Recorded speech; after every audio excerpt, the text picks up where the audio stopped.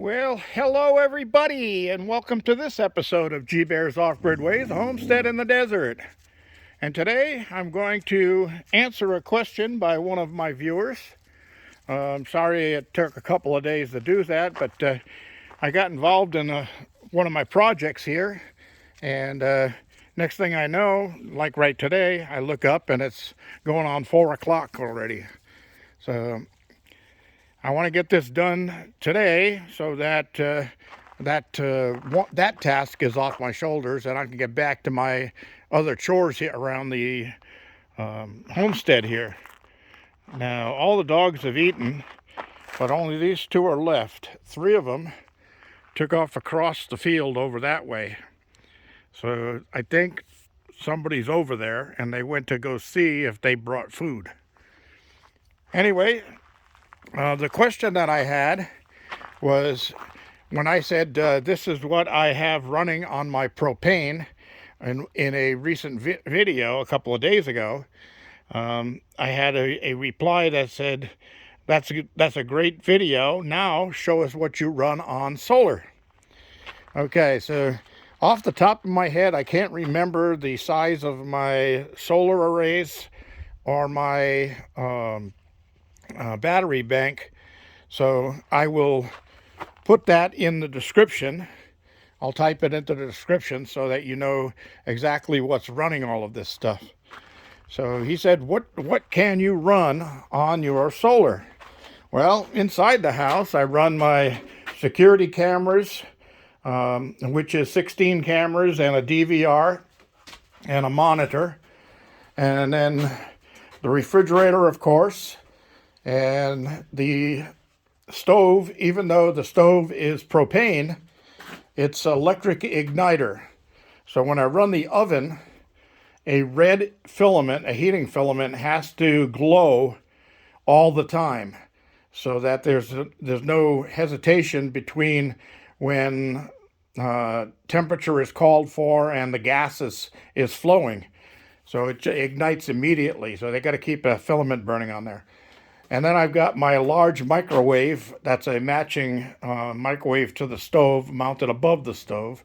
And of course my TVs, my lights, all of that stuff are all on it. And those are just the standards inside the cabin. And out here in my shop, I have other tools. And I can't turn the bandsaw on because I broke a blade last week. I can't afford to get one right now, but I'll have to go buy one pretty soon because I need it for some of the projects I've got going. So I can't start this up because I tried welding the blade back together, but I lost 1/4 of an inch off the blade when I was welding because I heated a little too much and had to cut it back. And that's enough so that I can't get it onto the wheel anymore, even though the wheel is completely retracted. So anyway, here's the big draw. This is from Harbor Freight. This is a combination multi-purpose machine center. So this is a metal lathe part, and this is the milling machine part. And those back there are the bits to go on the milling machine. And this bit I made myself for doing larger faces. For facing a larger piece of metal.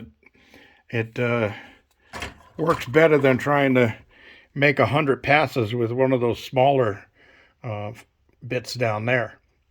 So here you can see some of the bits that I've used, and I keep those up there. So here we go. So this would turn on the lathe, and the piece of wood that's in there is from those French knitting spools that I made. Okay, so no problem, kick right on. And this is 110 volts, 60 hertz. Let's see. I bought this way back in 2002. That's 20 years old already and still working.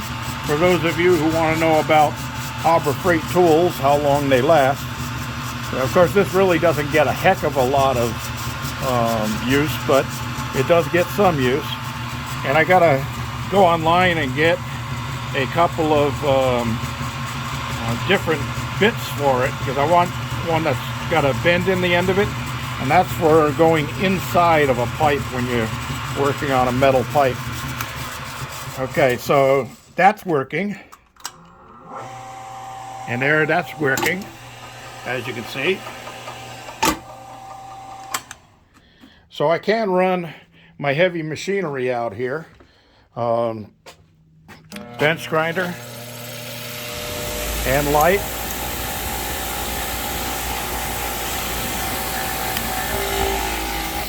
And I hardly ever use this drill press, but it works also. If the milling machine works, you know that drill press is going to work. So anyway, that's some of the stuff, and let me shut some lights off here. Oops, I left the light on the bench grinder. Now also, I have a wire feed Lincoln welding unit here, and that I can run that off of my solar, because I have no power lines coming in here. Remember, this is an off-grid property. It does not have any city power lines coming in. I run solely off of my wind and solar power. Okay, so over here, this little table saw has done me a lot of work, but no problem running that.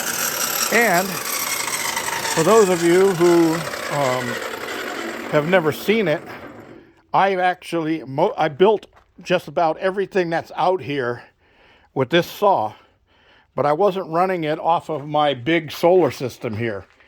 And what was I running it off of? I was running it off of my van solar.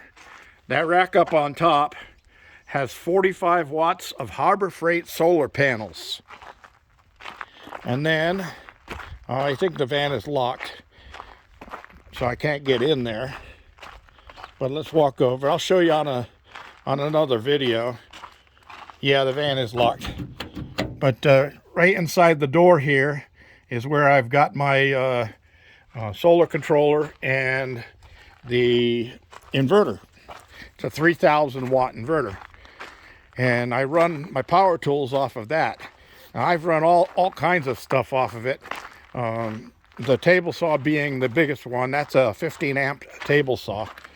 And like I said, I built just about everything using that power out of my van while I was here, because I didn't have my solar set up, because I didn't have a cabin, I didn't have water, and I built all of that stuff around there, plus the pedestal. And the pedestal has a wood platform underneath it, because I didn't want to set the plastic tank on concrete, even though they allow that. And that's about what I was talking about. So this is what I've been doing. This is what's been taking my time up. You remember the big cluster that was, I'm not going to use the second part of the word, but you remember the big cluster F that was around here? Well, I cleaned all of that up, and I hung all my garden tools right here by the door. This is trash. I just put it here so I can remember to take it out. And I got my weed whacker there, and the batteries over by the chargers, which is in the back end. But this area here was just a real cluster, and I had to do something. Now this area is still a cluster, but this is going to be my tomorrow project. This is what I'm going to work on tomorrow. Now the wine rack is going to move out of there and go inside of the food container. I just have to make a little space against the wall where I can stick that and get that out of there, because I've already done some cleaning down here. You remember the big table I had here? That's folded up against the wall right there. And then I've got some open space here now where I can get back to my oxyacetylene set and my airless sprayer. And that's got to be pulled out and serviced. It's been sitting for a long time. This is my 12-inch face planer from Harbor Freight. And I bought that back way back before I bought that milling machine. So I've had that for quite a long time too. That's been over 20 years. And I just had to buy new blades for it. And here's the old blades.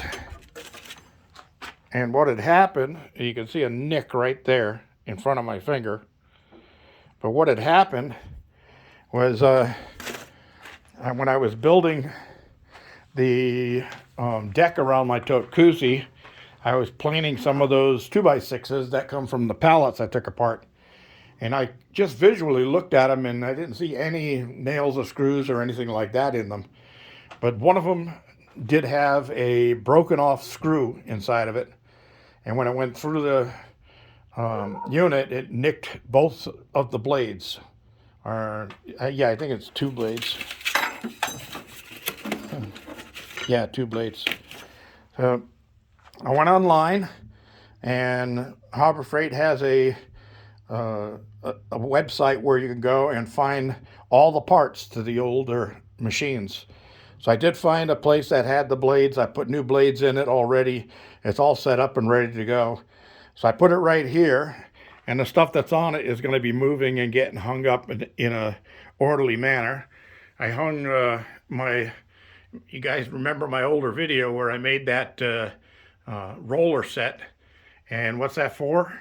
Well, when I was using boxes of drywall mud, when I was building the cabin, they are inside of a plastic bag, and cleaning the last part of the plastic bag out was a pain in the butt.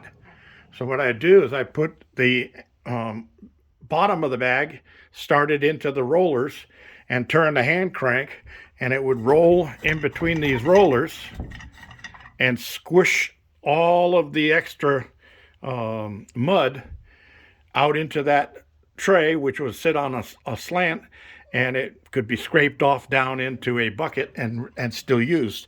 So I didn't get as much waste as I normally do. So that was one of my little inventions there. And that's about it. So yeah, the planer runs on the solar. This big table saw will run on the solar without a problem.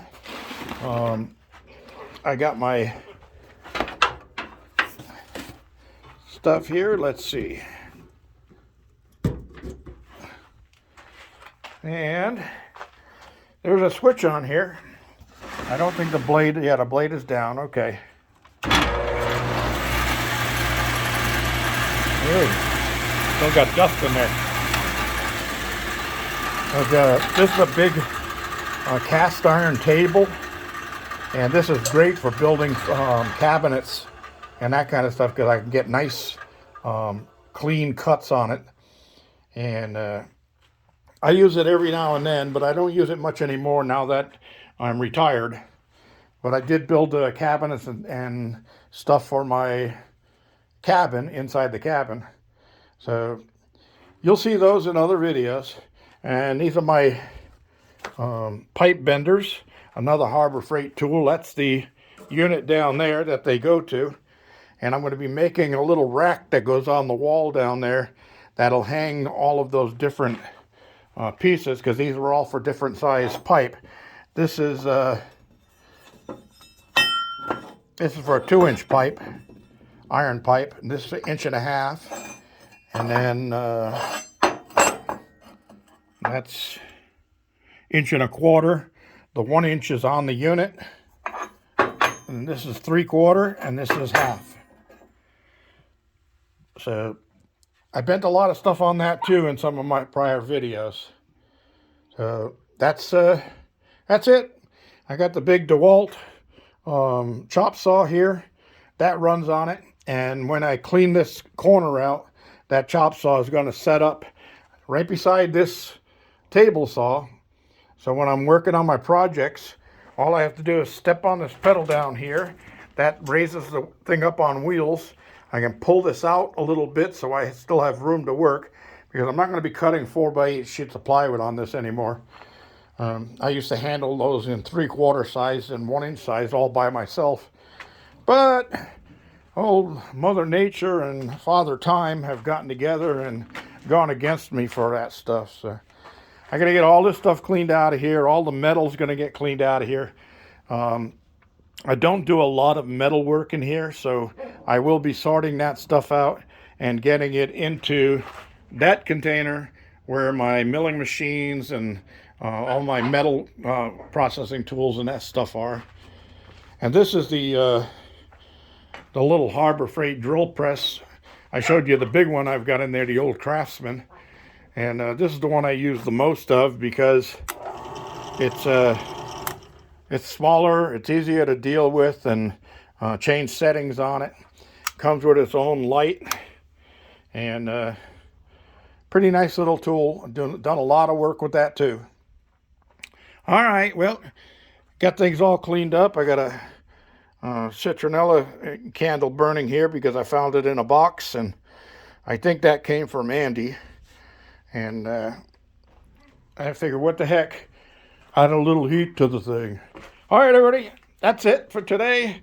Thank you for joining me. Don't forget your thumbs ups down there. Don't forget to share and subscribe. Bring on some more new subscribers here. Contact your friends. Say, hey, check this guy out. You give me a question and you need to see something in particular, I will do my best to put together a video on it and show you what's going on. Speaking of which, I do have some new products to review, and I'll be bringing those to view as soon as weather permits. We're supposed to get rain Saturday night into Sunday, and it was 100%. It's down to 90% this morning, so that's still a pretty good chance of getting some rain. But all of California is supposed to get pounded by a pretty good storm that's coming in. And we'll see. I'd like it because I can get a lot of water captured on a heavy storm like that. They're talking inches of rain, not fractions of inches. Thanks for joining me, everybody. This is G Bear signing off.